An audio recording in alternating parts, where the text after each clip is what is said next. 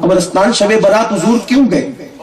اللہ کے حبیب صلی اللہ علیہ وسلم اس رات قبرستان کیوں گئے؟ اس لیے تاکہ ہم بھی جائیں، اور جب ہم قبرستان جائیں تو چونا لگانے قبروں کو نہ جائیں، پینٹنگ کرنے نہ جائیں۔ قبرستان جانے کا مطلب یہ ہے کہ وہاں بیٹھیں اور بیٹھ کر کے تھوڑی دیر سوچیں کہ یہ میرا باپ تھا، اس نے تجارت کی، اچھا کیا برا کیا، نرم گدوں پہ سویا، چٹائی پہ سویا، جو کچھ کیا، لیکن ایک دن گھر چھوڑ کر اس کو یہاں آنا پڑا، اور جب موت آ گئی تو کوئی اس کو روک نہ سکا، تو مجھے بھی یہاں ایک دن آنا ہے۔ تو جب یہ سوچو گے کہ ایک دن آنا ہے تو خود بخود آنکھ سے آنسو آئیں گے، ورنہ ہنستے کھلکھلاتے قبرستان کے ایک گیٹ سے داخل ہوئے، دوسرے گیٹ سے نکل گئے۔ کچھ تو اتنے کم نصیب ہے کہ جو قبرستان شب برات میں بھی نہیں جاتے۔ پتہ ہے قبرستان جانے کے فوائد؟ ایک تو دل نرم ہوتا ہے، دوسرا میرے آقا فرماتے ہیں صلی اللہ علیہ وسلم کہ جس قبرستان میں تمہارے رشتہ دار رہتے ہیں، جب تم قبرستان آتے ہو تو وہ تمہارے قدموں کی آہٹ بھی سنتے ہیں، اور جتنی دیر تم ان کے سرہانے بیٹھتے ہو وہ خوشی محسوس کرتے ہیں کہ آج کوئی ہم سے ملنے تو آیا۔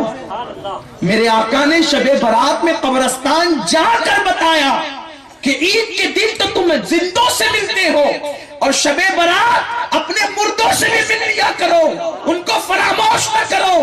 باپ کے سرہانے جا کے بیٹھو، باپ دعا دے گا، ماں کے سرہانے جا کے بیٹھو، ماں دعا دے گی۔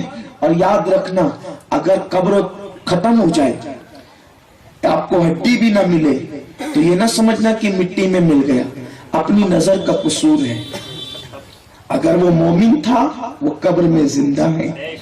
کیوں زندہ ہے؟ کیونکہ آقا فرماتے ہیں قبرستان جب تم جاتے ہو تو تمہارے قدموں کی آہٹ سنتا ہے۔ قدموں کی آہٹ کون سنے گا؟ جو زندہ ہوگا وہی تو سنے گا۔ بلکہ مومن تو مومن ہے، کافر بھی زندہ رہتا ہے قبر میں۔ آپ کہیں گے یہ کیسے بات ہوئی؟ میں کہا بالکل، اس لیے کہ کافر پر عذاب قیامت تک ہونا ہے، کافر پر عذاب قیامت تک ہونا ہے، تو مردے پہ عذاب دے کے فائدہ کیا ہے؟ اگر مردے پر عذاب ہوگا، مردہ کر کے عذاب ہوگا، ارے جس کو بے ہوش کر کے کوڑے مارو اس کو اثر نہیں ہوتا، تو مرنے کے بعد اگر عذاب ہوگا موت کی حالت میں تو پھر لوگ تو کہیں گے بہت اچھی ہے کہ زندگی میں جو چاہو کرو، اور مردے جسم پہ عذاب ہوتا ہے۔ تو جب قبر میں ڈالا جاتا ہے کافر کو یا مومن کو، تو اللہ تعالیٰ اس کی روح اس کے جسم میں لوٹا دیتا ہے۔ کیوں؟ مومن کو جنت کے مزے لینے کے لیے اور کافر کو عذاب بھگتنے کے لیے۔ تو جب کافر زندہ ہے لیکن ہماری آنکھوں کا قصور ہے کہ وہ نظر نہیں آتا، تو نادانوں مرنے کے بعد جب عذاب بھگتنے کے لیے کافر زندہ ہے تو مومن کا کیا قصور ہے کہ وہ مر کر مٹی میں مل جائے؟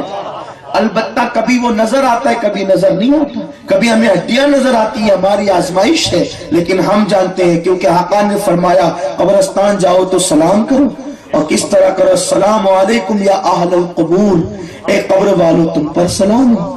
کیا کہا میرے آقا کی حدیث ہے؟ السلام علیکم یا اہل القبور، اے قبر والو تم پہ سلام ہو۔